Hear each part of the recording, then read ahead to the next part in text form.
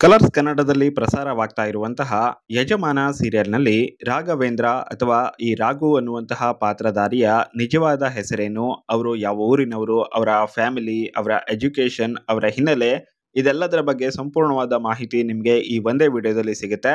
ಹೀಗಾಗಿನೇ ವಿಡಿಯೋನ ಮಿಸ್ ಮಾಡ್ಕೊಳ್ಳದೆ ಪೂರ್ತಿಯಾಗಿ ನೋಡಿ ಮತ್ತು ಚಾನಲ್ ಅನ್ನ ಮೊದಲ ಬಾರಿ ವಿಸಿಟ್ ಮಾಡಿದ್ದೀರಾ ಅಥವಾ ಇನ್ನೂ ತನಕ ಕೂಡ ಚಾನಲ್ ಅನ್ನ ಸಬ್ಸ್ಕ್ರೈಬ್ ಮಾಡ್ಕೊಂಡಿಲ್ಲ ಅಂತ ಹೇಳಿದ್ರೆ ಎಲ್ಲರೂ ಕೂಡ ಈಗಲೇ ಚಾನಲ್ ಅನ್ನ ಸಬ್ಸ್ಕ್ರೈಬ್ ಮಾಡ್ಕೊಳ್ಳಿ. ಪಕ್ಕದಲ್ಲೇ ಒಂದು ನೋಟಿಫಿಕೇಶನ್ ಬೆಲ್ ಕೂಡ ಇರುತ್ತೆ, ಕ್ಲಿಕ್ ಮಾಡಿ ಆಲ್ ಅಂತ ಸೆಟ್ ಮಾಡಿ. ಯಜಮಾನ ಸೀರಿಯಲ್ನಲ್ಲಿ ಹೀರೋ ಪಾತ್ರದ ಹೆಸರು ರಾಘವೇಂದ್ರ ಅನ್ನೋದಾಗಿರುತ್ತೆ.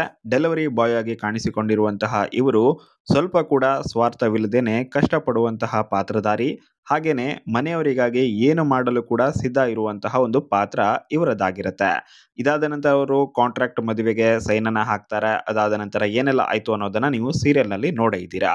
ಸೊ ಇಂತಹ ಒಂದು ಪಾತ್ರವನ್ನ ತುಂಬಾನೇ ಅದ್ಭುತವಾಗಿ ನಿರ್ವಹಿಸ್ತಾ ಇರುವಂತಹ ನಟನ ನಿಜವಾದ ಹೆಸರು ಹರ್ಷ ಅನ್ನೋದಾಗಿದೆ. ಹರ್ಷ BS ಅನ್ನೋದು ಇವರ ಪೂರ್ತಿ ಹೆಸರು. ಇವರು ರಂಗಭೂಮಿ ಕಲಾವಿದರು.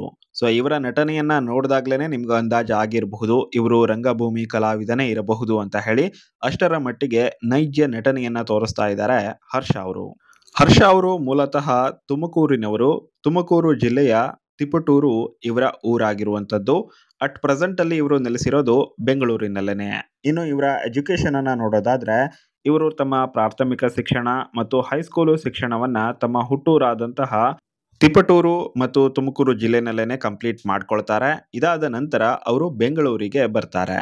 ಹಾಗೇನೆ ಇವರು ಏನು ಎಜುಕೇಶನ್ ಮಾಡ್ಕೊಂಡಿದ್ದಾರೆ ಅಂತ ನೀವು ಕೇಳೋದಾದ್ರೆ ಇವರು ತಮ್ಮ BSc ಡಿಗ್ರಿಯನ್ನ ಕಂಪ್ಲೀಟ್ ಮಾಡ್ಕೊಂಡಿದ್ದಾರೆ. ಇನ್ನು ಇವರು ತಮ್ಮ ವಿದ್ಯಾಭ್ಯಾಸ ಅಂದ್ರೆ ತಮ್ಮ ಡಿಗ್ರಿ ಮುಗಿತಾ ಇದ್ದ ಹಾಗೇನೆ ರಂಗಭೂಮಿಗೆ ಎಂಟ್ರಿಯನ್ನ ಪಡ್ಕೊಳ್ತಾರೆ. 2016ರಲ್ಲಿ ರಂಗಭೂಮಿ ಪ್ರವೇಶವನ್ನ ಮಾಡ್ತಾರೆ ಹರ್ಷ ಅವರು. ಹರ್ಷ ಅವರ ತಂದೆಯವರು ಕೂಡ ಪೌರಾಣಿಕ ನಾಟಕಗಳಲ್ಲಿ ಅಭಿನಯಿಸ್ತಾ ಇದ್ರು. ಸೊ ಹೀಗಾಗಿನೇ ಸಹಜವಾಗಿ ಹರ್ಷ ಅವರಿಗೂ ಕೂಡ ನಟನೆಯ ಮೇಲೆ ಸಾಕಷ್ಟು ಆಸಕ್ತಿ ಇತ್ತು. ಆದರೆ ತಮ್ಮ ಎಜುಕೇಶನ್ ಅನ್ನ ಕಂಪ್ಲೀಟ್ ಮಾಡಿದ ನಂತರವೇ ಅವರು ರಂಗಭೂಮಿಗೆ ಎಂಟ್ರಿಯನ್ನ ಪಡ್ಕೊಳ್ತಾರೆ. ತುಮಕೂರಿನಲ್ಲಿರುವಂತಹ ಗುಬ್ಬಿ ವೀರಣ್ಣ ಕಲಾಕ್ಷೇತ್ರವನ್ನ ಇವರು ಸೇರಿಕೊಳ್ತಾರೆ. ಅಲ್ಲಿ ಅವರು ನಟನಾ ಮನೆ ಮತ್ತು ಕ್ರಿಯಾತ್ಮಕ ರಂಗ ಅನ್ನುವಂತಹ ತಂಡದಲ್ಲಿ ಇರ್ತಾರೆ. ಬರೋಬ್ಬರಿ 3ರಿಂದ 4 ವರ್ಷಗಳ ಕಾಲ ರಂಗಭೂಮಿನಲ್ಲಿ ತರಬೇತಿಯನ್ನ ಪಡೆದುಕೊಂಡು ನಟನೆ ಮಾಡ್ತಾ ಇದ್ದಂತಹ ಇವರು ನಂತರ ಬೆಂಗಳೂರಿಗೆ ಎಂಟ್ರಿಯನ್ನ ಪಡ್ಕೊಳ್ತಾರೆ. ಸೊ ಇವರು ಬೆಂಗಳೂರಿಗೆ ಬಂದಿದ್ದು ಆಡಿಷನ್ ನಲ್ಲಿ ಪಾರ್ಟಿಸಿಪೇಟ್ ಮಾಡಲು, ಹಾಗೇನೆ ಪ್ರಾಜೆಕ್ಟ್ಗಳಲ್ಲಿ ಕೆಲಸ ಮಾಡಲು ಒಂದು ಒಳ್ಳೆಯ ಅವಕಾಶವನ್ನ ಹುಡುಕಿಕೊಂಡು ಇವರು ಬೆಂಗಳೂರಿಗೆ ಬಂದಿರ್ತಾರೆ. ಸೊ ಬೆಂಗಳೂರಿಗೆ ಬಂದು ಹಲವು ಸಿನಿಮಾಗಳಿಗೆ ಮತ್ತು ಸೀರಿಯಲ್ಗಳಿಗೂ ಕೂಡ ಇವರು ಆಡಿಷನ್ ಅನ್ನ ಕೊಡ್ತಾರೆ. ಅದರಂತೆಯೇ ಇವರು ಕೆಲವೊಂದಿಷ್ಟು ಪ್ರಾಜೆಕ್ಟ್ಗಳಲ್ಲೂ ಕೂಡ ಸಣ್ಣ ಪುಟ್ಟ ಪಾತ್ರಗಳಲ್ಲಿ ಕಾಣಿಸಿಕೊಂಡಿದ್ರು. ಇದಾದ ನಂತರವೇ ಇವರಿಗೆ ಒಂದು ಅದ್ಭುತವಾದಂತಹ ಅವಕಾಶ ಸಿಗುತ್ತೆ. ಅದುವೇ ಯಜಮಾನ ಅನ್ನುವಂತಹ ಸೀರಿಯಲ್. ಅದರಲ್ಲೂ ಕೂಡ ಹೀರೋ ಪಾತ್ರವೇ ಇವರಿಗೆ ಸಿಗುತ್ತೆ. ಇನ್ನು ಇವರ ಬಗ್ಗೆ ಒಂದು ಇಂಟ್ರೆಸ್ಟಿಂಗ್ ವಿಷಯ ಏನಪ್ಪಾ ಅಂತ ಹೇಳಿದ್ರೆ ಈಗಿನ ಕಾಲದಲ್ಲಿ ನಿಮ್ಗೆ ಗೊತ್ತೇ ಇರಬಹುದು ಸೋಷಿಯಲ್ ಮೀಡಿಯಾದಲ್ಲಿ ಚಿಕ್ಕ ಮಕ್ಕಳಿಂದ ಹಿಡಿದು ಮುದುಕರವರೆಗೂ ಕೂಡ ಅಥವಾ ಮುದುಕಿಯವರೆಗೂ ಕೂಡ ಸೋಷಿಯಲ್ ಮೀಡಿಯಾದಲ್ಲಿ ಸಖತ್ ಆಕ್ಟಿವ್ ಆಗಿರ್ತಾರೆ. ಅದರಲ್ಲೂ ಕೂಡ ಏನಾದರೂ ಸ್ವಲ್ಪ ನಟನೆಯಲ್ಲಿದ್ದಾರೆ ಅಥವಾ ಆಕ್ಟಿಂಗ್ ಫೀಲ್ಡ್ ಅಲ್ಲಿ ಇರೋದರ ಜೊತೆಗೆ ಸ್ವಲ್ಪ ಪಾಪ್ಯುಲಾರಿಟಿ ಇದೆ, ಒಂದು ಒಳ್ಳೆಯ ಸೀರಿಯಲ್ ಮಾಡ್ತಾ ಇದ್ದಾರೆ ಅಥವಾ ಕೆಲವೊಂದಿಷ್ಟು ಆಡಿಷನ್ ಮಾಡ್ತಾ ಇದ್ದಾರೆ, ತಮಗೆ ನಟನೆ ಬರುತ್ತೆ ಅಂತ ಹೇಳಿದ್ರು ಕೂಡ ಅಥವಾ ಉಳಿದವರು ಕೂಡ ಆದಷ್ಟು ಸೋಷಿಯಲ್ ಮೀಡಿಯಾದಲ್ಲಿ ಆಕ್ಟಿವ್ ಆಗಿರ್ತಾರೆ. ಕಂಟಿನ್ಯೂಸ್ ಆಗಿನೇ ಪೋಸ್ಟ್ ಅನ್ನ ಮಾಡ್ತಾ ಇರೋದು. ಸೊ ಇದನ್ನೆಲ್ಲ ನೀವು ನೋಡಿರಬಹುದು.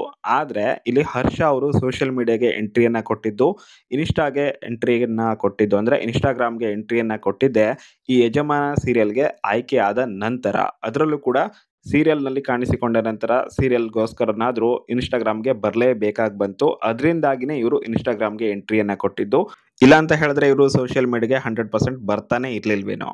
ನಿಮ್ಮ ಪ್ರಕಾರ ಇಲ್ಲಿ ಹರ್ಷ ಅವರು ಸೋಷಿಯಲ್ ಮೀಡಿಯಾದಲ್ಲಿ ಜಾಸ್ತಿ ಆಕ್ಟಿವ್ ಆಗಿದ್ರೆ ಒಳ್ಳೇದಾ ಅಥವಾ ಇಲ್ವಾ ಅನ್ನೋದನ್ನ ಕಮೆಂಟ್ ಬಾಕ್ಸ್ ಅಲ್ಲಿ ಕಮೆಂಟ್ ಮಾಡಿ.